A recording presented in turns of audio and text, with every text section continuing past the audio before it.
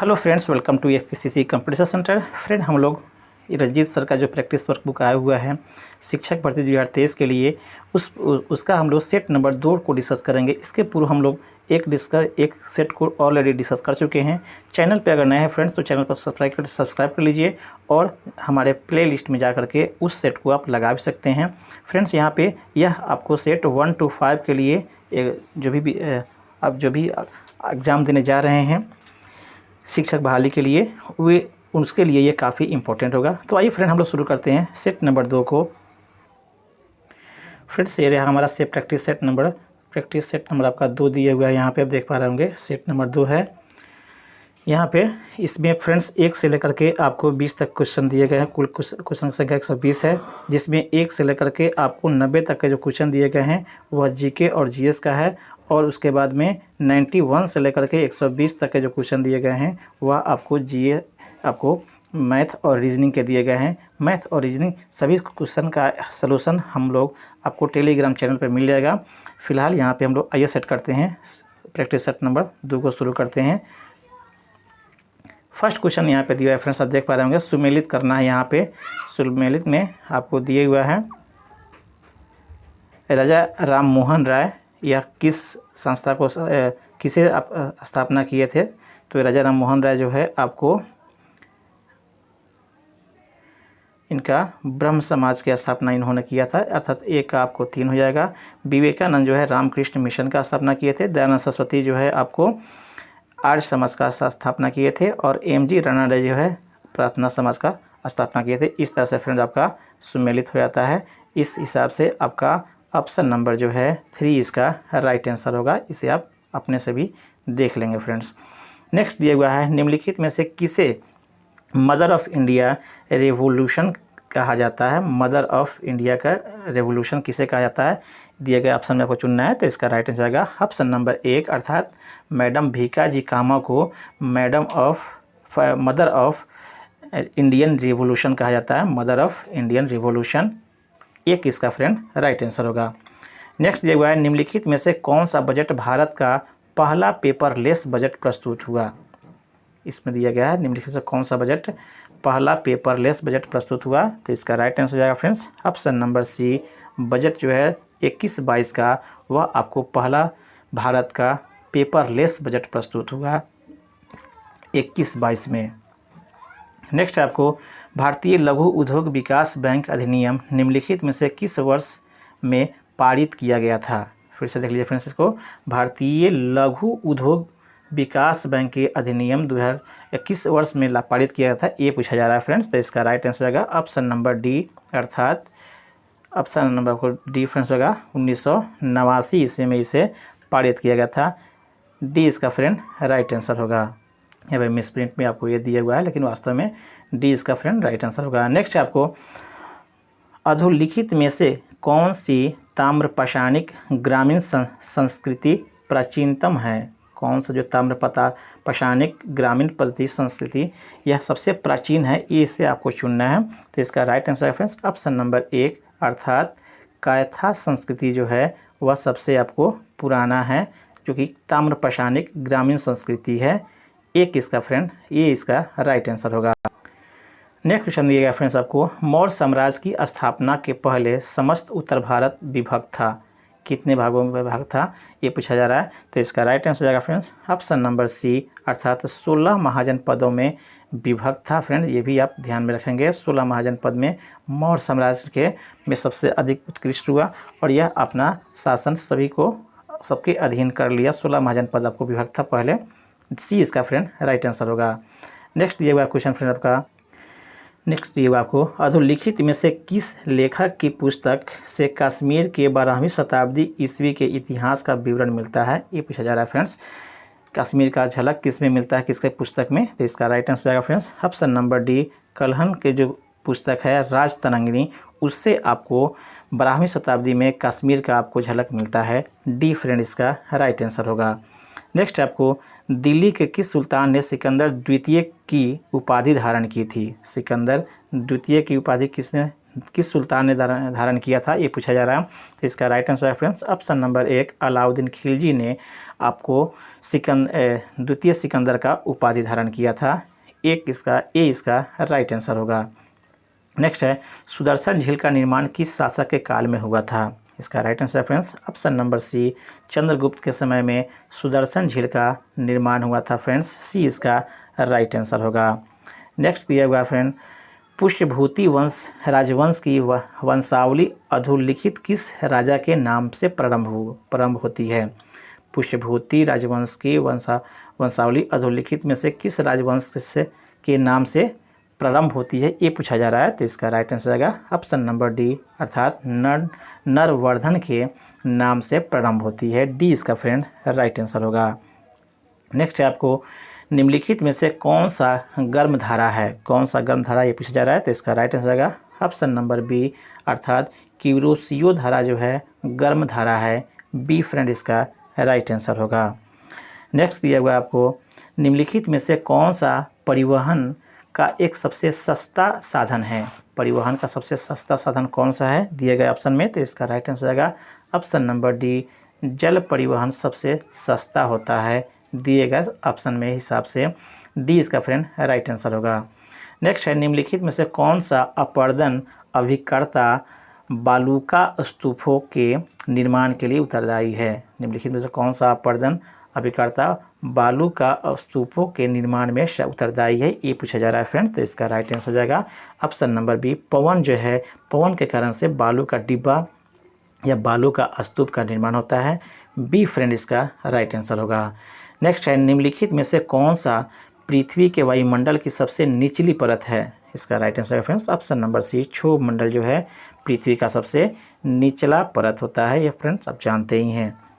जो मौसम सभी घटनाएं इसी मंडल में होती है, ये भी ध्यान में रखेंगे।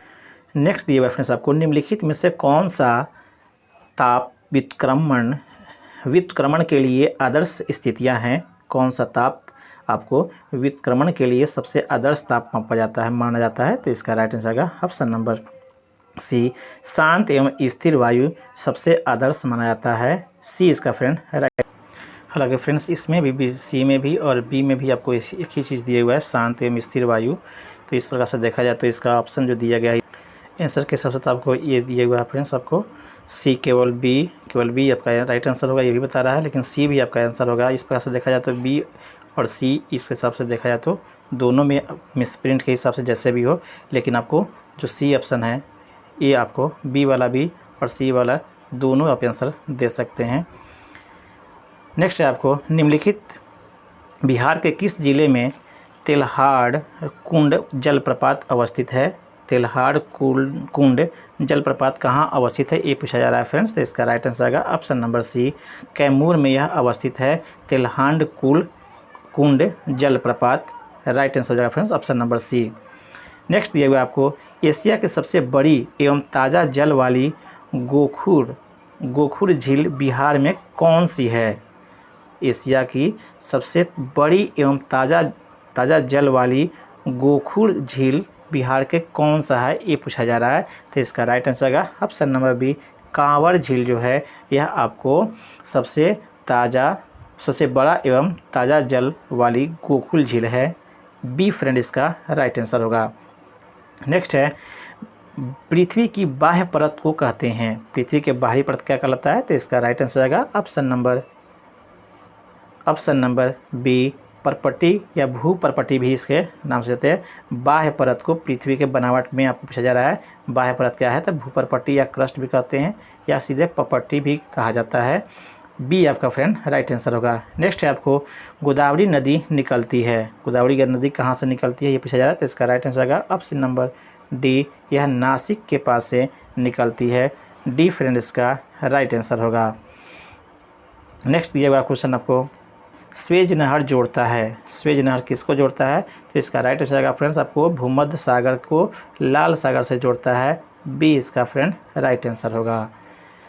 नेक्स्ट आपको निम्नलिखित में से कौन संविधान के 73वें संशोधन में सम्मिलित है, 73वें संशोधन में क्या किया गया संशोधन। तो इसका राइट आंसर है ऑप्शन नंबर 1 अर्थात ऑप्शन नंबर 1 में देखा जाए तो फ्रेंड्स आपको जिला पंचायत ये भी किया गया। उसके बाद में आपको क्षेत्र पंचायत ये भी किया गया और ग्राम पंचायत ये भी शामिल है। इस तरह से देखा जाए तो फ्रेंड्स ABC अर्थात ऑप्शन नंबर 1 इसका राइट आंसर होगा। ABC इसका राइट आंसर होगा। नेक्स्ट है आपका फ्रेंड्स, भारतीय संविधान के अनुसार निम्न में से किसे अपशिष्ट शक्तियाँ प्रदान की गई है? अपशिष्ट शक्तियाँ किसे प्रदान की गई है? तो इसका right answer friends option number D, केंद्र को जो है अपशिष्ट शक्तियाँ प्राप्त की गई है। नेक्स्ट क्वेश्चन दिया है फ्रेंड्स आपको, संविधान सभा के संवैधानिक सलाहकार कौन थे? ये पूछा जा रहा है। तो इसका राइट आंसर का friends option number B, doctor BN Rao आपको भारतीय संविधान सभा के संवैधानिक सलाहकार थे। B इसका फ्रेंड राइट आंसर होगा। नेक्स्ट क्वेश्चन दिया हुआ है, भारतीय संसद की सबसे बड़ी समिति कौन सी है? भारतीय संसद की सबसे बड़ी समिति कौन सी है? ये पूछा जा रहा है। तो इसका right answer friends option number B अर्थात B, प्रकलन समिति जो है वह सबसे बड़ी समिति में से एक है या बड़ी समिति होती है। B फ्रेंड आपका। नेक्स्ट क्वेश्चन दिया हुआ है आपको, अगला क्वेश्चन आपको, लुक ईस्ट पॉलिसी क्या का एक्ट ईस्ट,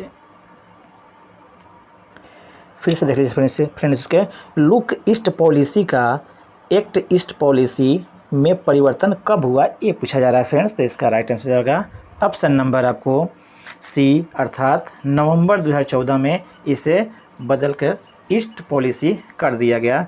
C फ्रेंड इसका राइट आंसर होगा। नेक्स्ट है आपको, उत्तर प्रदेश जमींदारी उन्मूलन और भूमि सुधार अधिनियम 1950 अंतर्निहित है। किस में अंतर्निहित है? ये पूछा जा रहा है। जो उत्तर प्रदेश जमींदारी उन्मूलन और भूमि सुधार अधिनियम 1950 में जो अंतर्निहित हुआ, यह कब हुआ, यह आपको पूछा जा रहा है। तो इसका राइट आंसर है फ्रेंड्स ऑप्शन नंबर C अर्थात 9वीं अनुसूची में यह अंतर्निहित है। C फ्रेंड इसका राइट आंसर होगा। नेक्स्ट है, हमारे संविधान में मूल कर्तव्य कब लाया गया था? संविधान में मूल कर्तव्य कब लाया गया था, ये पूछा जा रहा है। तो इसका राइट आंसर है फ्रेंड्स ऑप्शन नंबर C 1976 में मूल कर्तव्य लाया गया था। C फ्रेंड इसका राइट आंसर होगा। नेक्स्ट है आपको, सर्वप्रथम पंचायती राज का गठन किस वर्ष हुआ था? सर्वप्रथम पंचायती राज का गठन किस वर्ष हुआ था, ये पूछा जा रहा है। तो इसका राइट आंसर होगा ऑप्शन नंबर A 1959 ईस्वी में प्रथम बार पंचायती राज का गठन हुआ था। ये इसका फ्रेंड राइट आंसर होगा। 2 अक्टूबर 1959 को, ये भी फ्रेंड याद रखेंगे।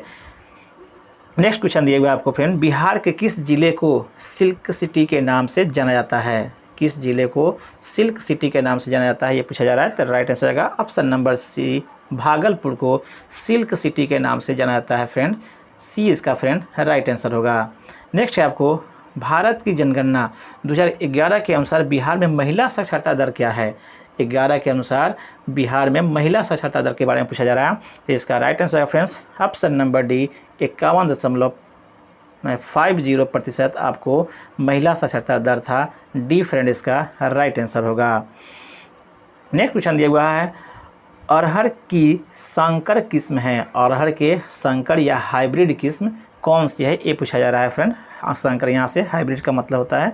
इसका राइट आंसर है फ्रेंड्स ऑप्शन नंबर 1 अर्थात ICPH 8 जो है यह अरहर की संकर नस्ल है या किस्म कह सकते हैं। ए इसका फ्रेंड राइट आंसर होगा। नेक्स्ट दिया हुआ, स्वतंत्र भारत के प्रथम विधि आयोग के अध्यक्ष कौन थे? विधि आयोग के अध्यक्ष पूछा जा रहा है फ्रेंड। विधि आयोग के अध्यक्ष कौन थे, ये पूछा जा रहा है। तो इसका राइट आंसर जाएगा फ्रेंड्स ऑप्शन नंबर यहाँ इसका right answer friends option number आपका D इसका राइट आंसर है। श्री MC सेतलावाद दिया हुआ है, ये गलत दिया हुआ है। सेतलावाद नहीं, शीतलवाड़ इनका पूरा नाम है, सही नाम है।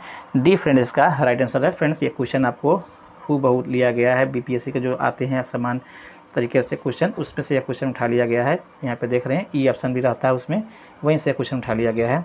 नेक्स्ट आपको, ग्रीन हाउस से में सब्जियों को उगाने की विधि को कहते हैं? ग्रीन हाउस में सब्जियों को उगाने की विधि को क्या कहते हैं, ये पूछा जा रहा है फ्रेंड्स। तो इसका राइट आंसर जाएगा ऑप्शन नंबर आपको D अर्थात वेजिटेबल फॉसिंग इसको बोला जाता है, वेजिटेबल फॉसिंग। D इसका फ्रेंड राइट आंसर होगा। नेक्स्ट क्वेश्चन दिया हुआ है प्रश्न, मृदाओं के कण घनत्व का औसत मूल्य होता है? मृदाओं के कण घनत्व का औसत मूल्य कितना होता है ये पूछा जा रहा है। तो इसका राइट आंसर है फ्रेंड्स ऑप्शन नंबर डी, अर्थात 2.65 ग्राम पर सेंटीमीटर क्यूब आपको होता है औसत घनत्व मृदाओं के। डी इसका फ्रेंड राइट आंसर होगा। नेक्स्ट दिया हुआ है, निम्नलिखित में बाग लगाने की कौन सी विधि पहाड़ी क्षेत्रों में अपनाई जाती है। बाग लगाने की कौन सा विधि पहाड़ी क्षेत्रों में अपनाई जाती है, इसके बारे में पूछा जा रहा है। तो इसका राइट आंसर है फ्रेंड्स ऑप्शन नंबर ए, अर्थात समुच्चय विधि को अपनाया जाता है बाग लगाने के लिए पहाड़ी वाले क्षेत्रों में। ए इसका फ्रेंड राइट आंसर होगा। नेक्स्ट क्वेश्चन दिया हुआ है फ्रेंड आपको, पंचम सवारी ताल में कितनी मात्राएं होती है। यह आपको म्यूजिक से क्वेश्चन दिया हुआ है, पंचम सवारी ताल में कितनी मात्राएं होती है ये पूछा जा रहा है। तो इसका राइट आंसर आएगा फ्रेंड्स ऑप्शन नंबर बी, 15 आपको मात्राएं होती हैं। बी इसका फ्रेंड राइट आंसर होगा। नेक्स्ट क्वेश्चन दिया हुआ है फ्रेंड आपको, वंदे मातरम देश गान का रचयिता कौन है ये पूछा जा रहा है। तो इसका राइट आंसर है फ्रेंड्स ऑप्शन नंबर ए, अर्थात बंकिम चंद्र चटर्जी जो है, यह आनंद मठ से लिया गया है। उनकी रचित एक उपन्यास है, उसी से यह लिया गया है। बंकिम चंद्र चटर्जी के द्वारा यह लिखा गया था वंदे मातरम। ए इसका फ्रेंड राइट आंसर होगा। नेक्स्ट आपको, राग भैरव का गायन समय क्या है। फिर से यहाँ पे आ गया म्यूजिक का क्वेश्चन, राग भैरव का गायन समय क्या होता है, कब यह गाया जाता है ये पूछा जा रहा है। तो इसका राइट आंसर आएगा ऑप्शन नंबर सी, यह प्रातः काल में गाया जाता है राग भैरव। सी इसका फ्रेंड राइट आंसर होगा। नेक्स्ट है, भारत में यदि एक राज्य का चुनाव लागू किया जाता है तो भारतीय संविधान के किस अनुच्छेद में संशोधन की आवश्यकता होगी। भारत में यदि एक राज्य एक चुनाव अगर लागू किया जाए तो किस अनुच्छेद में संशोधन की जरूरत पड़ेगी, ये क्वेश्चन है फ्रेंड आपका। तो इसका राइट आंसर जाएगा ऑप्शन नंबर ई, अर्थात इसमें दिए गए ऑप्शन हिसाब से ई, अर्थात फ्रेंड्स ऑप्शन सी ई नहीं फ्रेंड्स, ऑप्शन नंबर सी जो है धारा 356 में संशोधन की जरूरत पड़ेगी। सी इसका फ्रेंड राइट आंसर होगा। नेक्स्ट दिया हुआ है, विशिष्ट मृदा में मृदा वर्ग कणों के अपेक्षिक अनुपात को कहते हैं। विशिष्ट मृदा वर्ग में कणों के अपेक्षिक अनुपात को क्या कहा जाता है, ये क्वेश्चन है। इसका राइट आंसर आएगा ऑप्शन नंबर ए, अर्थात मृदा कणाकार इसे कहा जाता है। मृदा कणाकार अपेक्षिक अनुपात को आपको मृदा में। ए इसका फ्रेंड राइट आंसर होगा। नेक्स्ट है, ओलंपिक खेलों का आदर्श वाक्य क्या है। इसका राइट आंसर जाएगा ऑप्शन नंबर ए, अर्थात अल्टियस, सीटियस और फोर्टियस, यह इसका आदर्श वाक्य है। ओलंपिक खेलों का आदर्श वाक्य आपको अल्टियस, सीटियस और फोर्टियस, जिसका वास्तव में अर्थ होता है हिंदी में फ्रेंड्स आपका तेज, ऊंच और मजबूत, इसका अर्थ होता है ओलंपिक के इस आदर्श वाक्य का या आदर्श कथन का। नेक्स्ट क्वेश्चन दिया हुआ फ्रेंड आप, निम्नलिखित में से कौन अर्जुन पुरस्कार विजेता हैं। अर्जुन पुरस्कार विजेता दिए गए ऑप्शन में से आपको चुनना है। तो इसका राइट आंसर जाएगा फ्रेंड्स ऑप्शन नंबर एक, अर्थात पुलेला गोपीचंद जो है यह आपको बैडमिंटन से खिलाड़ी हैं, रह चुके हैं आपको भारत के, और इन्हें आपको अर्जुन पुरस्कार से सम्मानित किया गया है। ए इसका फ्रेंड राइट आंसर होगा। नेक्स्ट है, मनोरंजन कितने प्रकार के होते हैं, ये पूछना है। इसका राइट आंसर जाएगा फ्रेंड्स ऑप्शन नंबर आपको डी, 5 प्रकार के होते हैं मनोरंजन के तरीका आपको 5 है। डी आपका फ्रेंड राइट आंसर होगा। नेक्स्ट है आपको, निम्नलिखित में कौन सा आसन घुटनों की शक्ति के लिए अच्छा होता है। कौन सा आसन जो है घुटनों के शक्ति के लिए सबसे उपयुक्त होता है, ये पूछा जा रहा है। तो राइट आंसर जाएगा फ्रेंड्स ऑप्शन नंबर डी, अर्थात वज्रासन जो है घुटनों के शक्ति के लिए सबसे अच्छा होता है। डी फ्रेंड आपका राइट आंसर होगा। नेक्स्ट आपको, प्रथम राष्ट्रीय खेल विश्वविद्यालय कहाँ खोला गया है। भारत का प्रथम राष्ट्रीय खेल विश्वविद्यालय कहाँ खोला गया है, ये पूछा जा रहा है।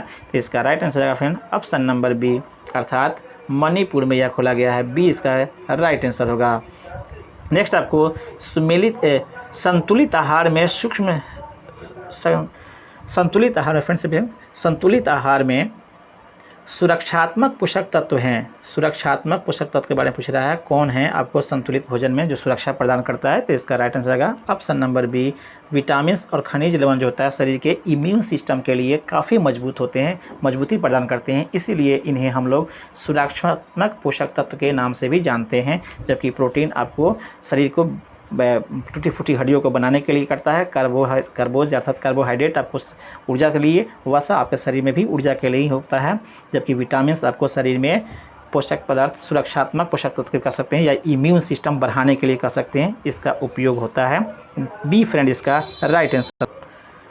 नेक्स्ट क्वेश्चन दिया फ्रेंड्स आपको, निम्नलिखित विधियों में से भोजन पकाने की सोलर विधि है, भोजन पकाने की सबसे सोलर विधि कौन सी है, ये पूछा जा रहा है। तो इसका राइट आंसर आएगा फ्रेंड्स ऑप्शन नंबर सी, उबालना जो है एक सोलर विधि के नाम से आता है। निम्नलिखित विधियों में से भोजन पकाने की यह सोलर विधि है उबालना। सी फ्रेंड आपका राइट आंसर होगा। सोलर विधि से फ्रेंड यहाँ पे मतलब होता है सर्वोत्तम विधि, ये पूछा जा रहा है कि सबसे भोजन पकाने की सबसे अच्छा विधि या सर्वोत्तम विधि क्या है, तो यह उबालना जो है सबसे अच्छा विधि होता है, इसलिए सी इसका राइट आंसर होगा। नेक्स्ट आपको ट्रिप्सिन ट्रिप्सिन यहाँ पे एम्बाइम दिया हुआ है फ्रेंड्स, यहाँ पे एम्बाइम नहीं बल्कि एंजाइम होना चाहिए। ट्रिप्सिन जो है एंजाइम किस क्रिया में सहायक होती है, ये पूछा जा रहा है फ्रेंड्स। तो इसका राइट आंसर आएगा ऑप्शन नंबर सी, अर्थात प्रोटीन के पाचन में ट्रिप्सिन एंजाइम, यहाँ पे एम्बाइम दे दिया, फिर से देख लीजिए फ्रेंड्स, एंजाइम होना चाहिए, यहाँ पे एंजाइम सहायक होता है फ्रेंड्स। सी इसका राइट आंसर होगा। नेक्स्ट आपको चेचक के विषाणु का नाम बताइए, चेचक के विषाणु का क्या नाम है, ये पूछा जा रहा है। तो इसका राइट आंसर जाएगा फ्रेंड्स ऑप्शन नंबर सी, अर्थात वेरियोला वायरस जो है, वेरियोला वायरस, यह आपको चेचक के वायरस के नाम है, वेरियोला वायरस। सी फ्रेंड इसका राइट आंसर होगा। नेक्स्ट जब आपको सेफर विधि का प्रयोग किया जाता है, सेफर विधि का उपयोग किस किस चीज़ में किया जाता है, ये पूछा जा रहा है सेफर विधि। तो इसका राइट आंसर आएगा ऑप्शन नंबर सी, रोगी के कानों में रोगी के पानी में डूबने पर इस विधि का उपयोग किया जाता है। सेफर विधि का उपयोग रोगी के पानी में डूबने पर इसका उपयोग किया जाता है। सी फ्रेंड इसका राइट आंसर होगा। नेक्स्ट है आपको समपोषणीय विकास के संकल्पना की व्याख्या सर्वप्रथम किसमें की गई है, ये पूछा जा रहा है फ्रेंड्स। तो इसका राइट आंसर आएगा ऑप्शन नंबर ए, अर्थात ब्रटलैंड कमीशन रिपोर्ट में इसका समपोषणीय विकास का संकल्पना का सर्वप्रथम आपको उपयोग या व्याख्या की गई है। एक इसका फ्रेंड ये इसका राइट आंसर होगा। नेक्स्ट क्वेश्चन है आपका फ्रेंड्स, नेक्स्ट क्वेश्चन दिया है फ्रेंड्स आपको, निम्न में से किसे भारत का राष्ट्रीय जलीय जीव कहा गया है, जलीय जीव कौन है, तो इसका राइट आंसर होगा ऑप्शन नंबर एक, अर्थात डॉल्फिन गैगेरिका को आपको भारत का राष्ट्रीय जलीय जीव घोषित किया गया है। ये फ्रेंड आपका राइट आंसर होगा।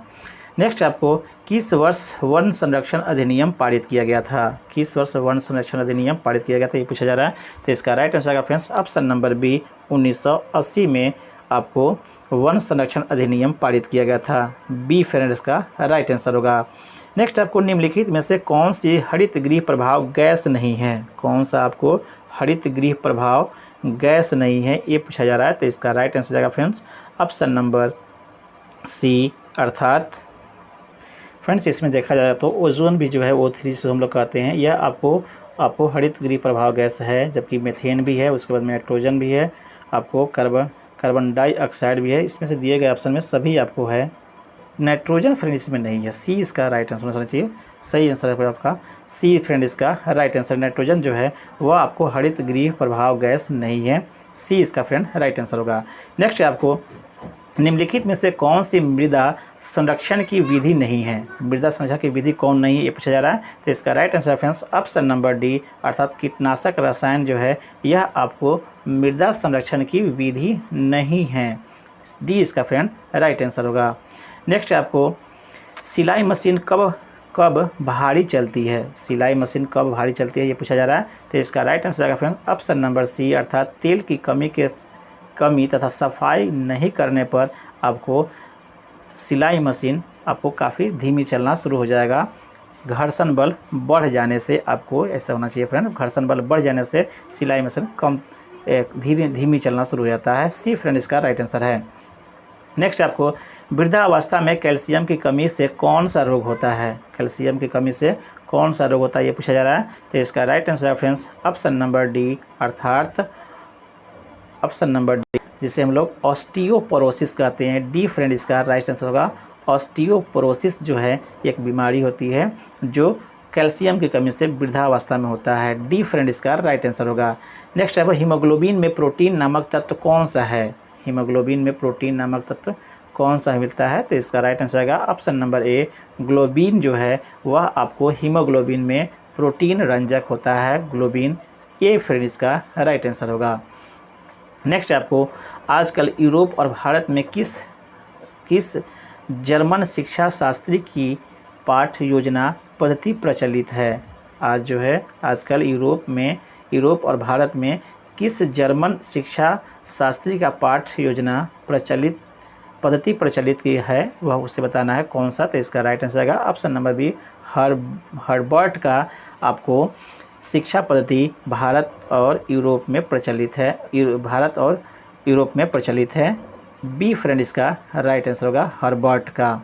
नेक्स्ट आपको योजना विधि आधारित है, योजना विधि किस पे आधारित है ये पूछा जा रहा है। तो इसका राइट आंसर आएगा ऑप्शन नंबर सी, अर्थात करके सीखने पर आपको योजना विधि आधारित होता है। सी फ्रेंड इसका राइट आंसर होगा। नेक्स्ट आपको निम्नलिखित में से कौन प्रसिद्ध INA मुकदमे के वकील थे? INA मुकदमे के वकील कौन थे ये पूछा जा रहा है। तो इसका राइट आंसर होगा फ्रेंड्स इसका राइट आंसर होगा ऑप्शन नंबर सी भी और ऑप्शन नंबर डी भी दोनों होगा। आसफ अली और भूला भाई देसाई दोनों इसके वकील थे, अर्थात INF अर्थात आज़ाद हिंद फौज जिसको हम लोग कहते हैं, उसके बचाव के लिए जो भी आपको उसमें दोषी थे उनके बचाव के लिए ये सब वकील वकालत किए थे। इसमें आसफ अली, भूला भाई देसाई, इसके अलावा अन्य भी हैं, आपको सर तेग बहादुर सप्रू का भी नाम आता है और कैलाश नाथ काटजू, ये भी आपको लड़े थे। तो इस तरह से आपका डी और सी और डी दोनों आंसर इसमें हो सकता है, जिसे आप लगा दें। नेक्स्ट आपको दिए हुआ 14-15 अगस्त 1947 की मध्य रात्रि को अंतरिम संसद के रूप में किसे सत्ता ग्रहण की? किसने सत्ता को ग्रहण की ये पूछा जा रहा है फ्रेंड्स। तो इसका राइट आंसर आएगा ऑप्शन नंबर बी, अर्थात संविधान सभा ने आपको 14-15 अगस्त 1947 के मध्य रात्रि अंतरिम संसद के रूप में सत्ता को ग्रहण करने वाले थे। बी फ्रेंड इसका राइट आंसर होगा। नेक्स्ट आपको निम्नलिखित में से आज़ाद हिंद फौज के किस अधिकारी ने लाल किले पर चलाए गए मुकदमे का सामना नहीं किया? निम्नलिखित में से किस आपको आज़ाद हिंद फौज के अधिकारी ने लाल किले पर चलाए गए मुकदमे का सामना नहीं करने वाले हैं, उनका नाम पूछा जा रहा है। तो इसका राइट आंसर आएगा option number C, Mohan Singh जो है इस मुकाबले का सामना नहीं किए थे। सी फ्रेंड इसका राइट आंसर होगा। नेक्स्ट क्वेश्चन दिएगा फ्रेंड्स आपको 14-15 अगस्त 1947 के मध्य रात्रि केंद्रीय असेंबली में इकबाल का गीत हिंदुस्तां हमारा तथा जनगण मन किसने गाया था ये पूछा जा रहा है फ्रेंड्स। तो इसका राइट आंसर आएगा फ्रेंड ऑप्शन नंबर सी, अर्थात सुचेता कृपलानी ने इस गाने को गाया था, जो आपको हिंदुस्तां हमारा और जनगण मन दोनों गानों को सुचेता कृपलानी ने गाया था। सी फ्रेंड इसका राइट आंसर होगा। नेक्स्ट आपको गांधी जी दक्षिण अफ्रीका में कितने वर्ष तक रहे? गांधी जी कितने वर्ष तक रहे? तो इसका राइट आंसर आएगा ऑप्शन नंबर बी, अर्थात 21 वर्ष तक आपको गांधी जी दक्षिण अफ्रीका में रहे थे। बी फ्रेंड इसका राइट आंसर होगा। जबकि वे 9 जनवरी 1915 को भारत वापस लौटे थे और इसीलिए 9 जनवरी को प्रवासी दिवस भी मनाया जाता है फ्रेंड्स, ये भी ध्यान में रखेंगे। बी फ्रेंड इसका राइट आंसर होगा। नेक्स्ट आपको भारतीय असंतोष के पिता के रूप में बाल गंगाधर तिलक को किसने कहा था? भारतीय असंतोष के पिता के रूप में किसने कहा था ये पूछा जा रहा है। तो इसका राइट आंसर है फ्रेंड्स ऑप्शन नंबर सी, अर्थात वेलेंटाइन सिरौल ने आपको कहा था इन्हें। भारतीय असंतोष के पिता वेलेंटाइन सिरौल। सी फ्रेंड इसका राइट आंसर होगा। नेक्स्ट आपको सुभाष चंद्र बोस के पूर्व INA का कमांडर कौन था? सुभाष चंद्र बोस के पूर्व INA का कमांडर कौन था यह पूछा जा रहा है फ्रेंड्स, अर्थात आज़ाद हिंद फौज के आपको कमांडर कौन थे ये पूछा जा रहा है। तो इसका राइट आंसर होगा ऑप्शन नंबर आपको बी, कैप्टन मोहन सिंह जो थे यह आपको पूर्व में कमांडर थे आपको INA का। नेक्स्ट आपको निम्नलिखित कथनों पर विचार कीजिए और नीचे दिए गए कूट को सही उत्तर चुनिए। कथन 1 में दिया गया फ्रेंड्स आपको सुभाष चंद्र बोस ने फॉरवर्ड ब्लॉक का गठन किया। यह फ्रेंड्स आपका सही है। दूसरा दिया गया कथन में आपका friends Bhagat Singh Hindustan republican socialist association संस्थापकों में से एक थे। फ्रेंड्स ये भी आपको सही है। 2 भी आपका सही है, अर्थात कथन 1 और कथन 2 दोनों सही है। इस प्रकार से आपका ऑप्शन नंबर सी जो है राइट आंसर होगा, जिसमें 1 और 2 दोनों सही है बताया जा रहा है। सी इसका राइट आंसर होगा फ्रेंड्स। नेक्स्ट क्वेश्चन दिया गया फ्रेंड्स आपको महात्मा गांधी ने 1922 ईस्वी में असहयोग आंदोलन क्यों वापस ले लिया था, ये क्वेश्चन पूछा जा रहा है। तो इसका राइट आंसर आएगा friends option number C, Chauri Chaura में हुई हिंसा के कारण से गांधी जी ने 1922 ईस्वी में असहयोग आंदोलन को वापस ले लिया था। सी फ्रेंड इसका राइट आंसर होगा। नेक्स्ट आपको भंडारी समिति किससे संबंधित है, भंडारी समिति किससे संबंधित है, तो इसका राइट आंसर आएगा ऑप्शन नंबर डी, क्षेत्रीय ग्रामीण बैंकों की पुनर्संरचना से संबंधित हैं। डी फ्रेंड इसका राइट आंसर आएगा भंडारी समिति। नेक्स्ट है आपको सामाजिक वानिकी में निम्न में से किस प्रकार के वृक्षों के रोपण को प्रोत्साहित किया जाता है, सामाजिक वानिकी में किस प्रकार के वृक्ष रोपने को प्रोत्साहित किया जाता है, तो इसका राइट आंसर है फ्रेंड्स ऑप्शन नंबर डी, बहुउद्देशीय वाले जितने भी वृक्ष होते हैं उन्हें रोपने के लिए आपको उत्साहित की जाती है। डी फ्रेंड इसका राइट आंसर होगा। नेक्स्ट क्वेश्चन दिया हुआ है स्मार्ट जेल होता है, स्मार्ट जेल क्या होता है ये पूछा जा रहा है। तो इसका राइट आंसर आएगा ऑप्शन नंबर 1, अर्थात एक पदार्थ जो जीवन तंत्रों की नकल है उसे हम लोग स्मार्ट जेल कहते हैं। ये इसका राइट आंसर होगा फ्रेंड्स। नेक्स्ट आपको वह कौन सा प्रथम भारतीय राज्य है जिसने प्लास्टिक की थैलियों के उपयोग का पूर्ण रोक लगा दी है, वह कौन सा प्रथम भारतीय राज्य है प्लास्टिक का पूरा रोक है वहाँ पे कौन सा राज्य है, जिसका राइट आंसर आएगा option number B, Himachal Pradesh में प्लास्टिक पूर्णतः आपको रोक है। बी फ्रेंड इसका राइट आंसर होगा। नेक्स्ट आपको वायुमंडल में कार्बन डाइऑक्साइड का प्रतिशत बढ़ जाने पर निम्न में से क्या घटित नहीं होगी ये पूछा जा रहा है फ्रेंड्स, क्या घटना नहीं होगी कार्बन डाइऑक्साइड की मात्रा बढ़ जाने पर वायुमंडल में, तो इसका राइट आंसर जाएगा फ्रेंड्स ऑप्शन नंबर सी, समुद्र तल घट जाएगा। ये घटना आपको नहीं होगी, दिए गए ऑप्शन में बाकी सब घटना होगा।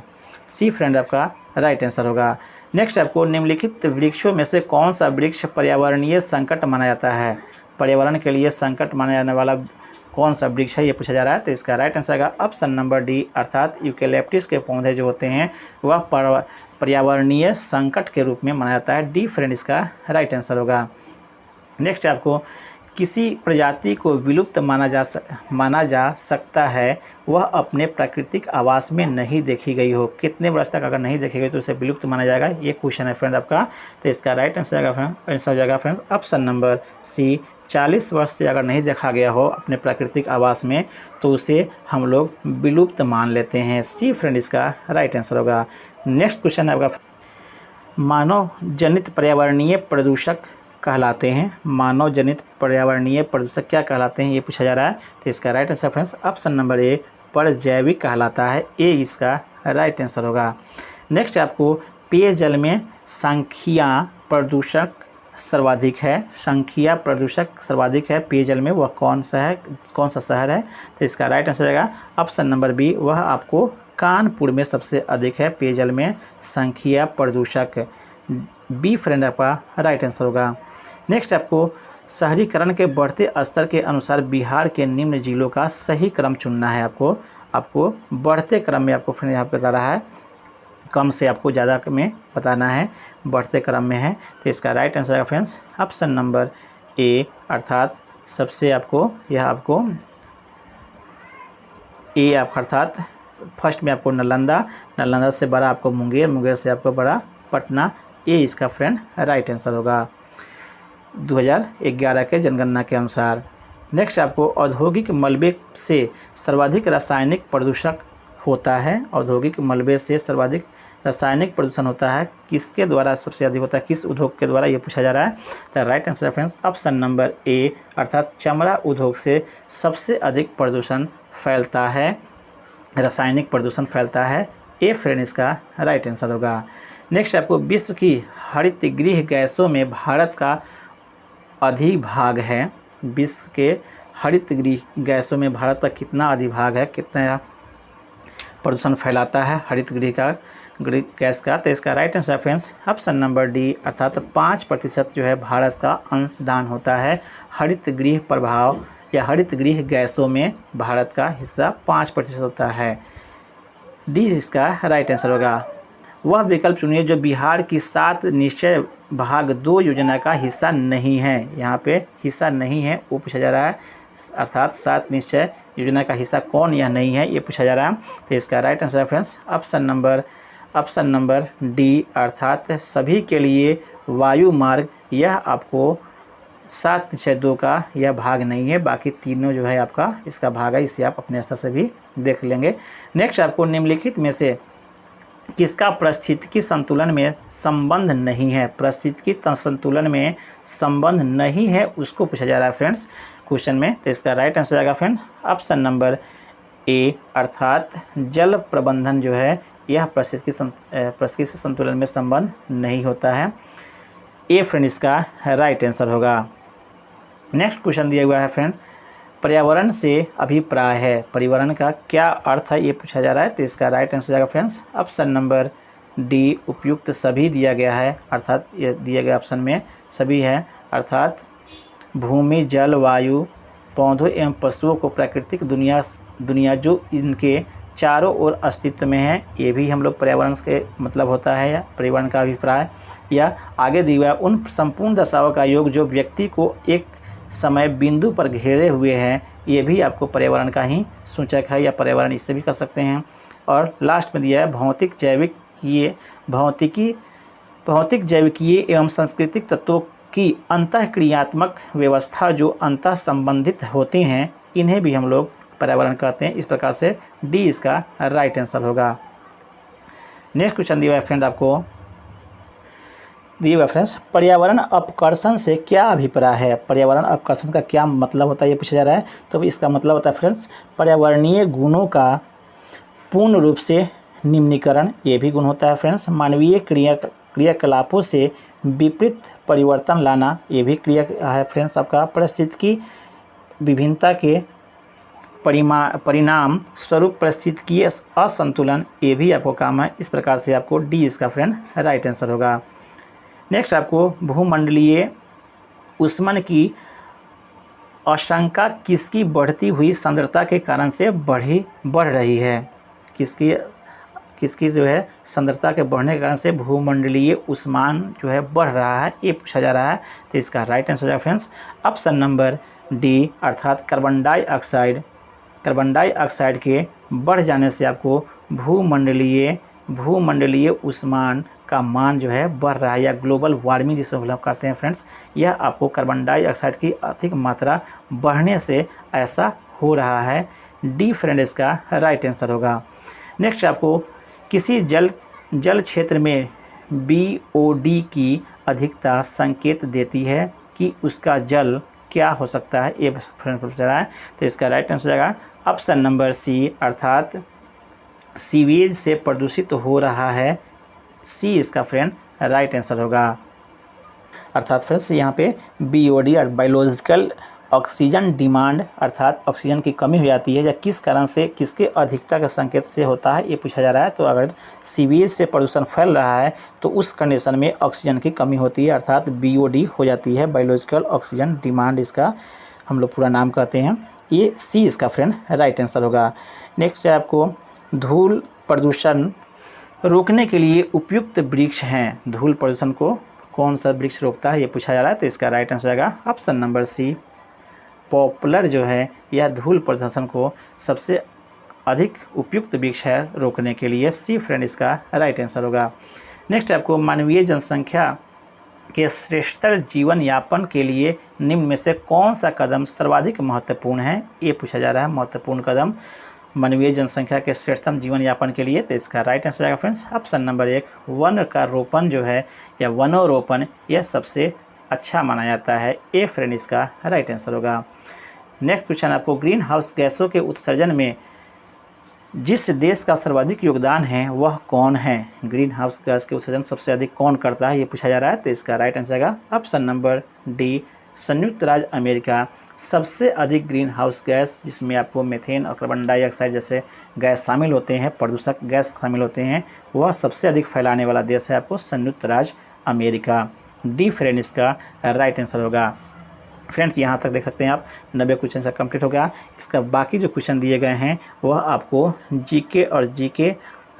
मैथ और रीजनिंग के दिए गए हैं, जो हम लोग अपने टेलीग्राम चैनल पे इसका सलूशन का दे देंगे। वहाँ से आप इसको आप देख लेंगे या मिला लेंगे। यहाँ सभी क्वेश्चन को एक बार हम दिखा देते हैं ताकि आप उसे बना लेंगे। यहाँ से देख सकते हैं सभी रीजनिंग और मैथ का क्वेश्चन दिए गए हैं। 120 को क्वेश्चन है यहाँ पे। तो इस प्रकार से फ्रेंड्स ये भी सेट आपको कंप्लीट होता है। चैनल पे अगर नए हैं फ्रेंड्स तो चैनल को सब्सक्राइब कर लिए और बेल आइकन को जरूर दबा दीजिए, क्योंकि इस तरह का सेट आपको डेली इस चैनल के माध्यम से मिलते रहेंगे ताकि आपकी तैयारी का बेटर से बेटर हो सके। धन्यवाद फ्रेंड्स।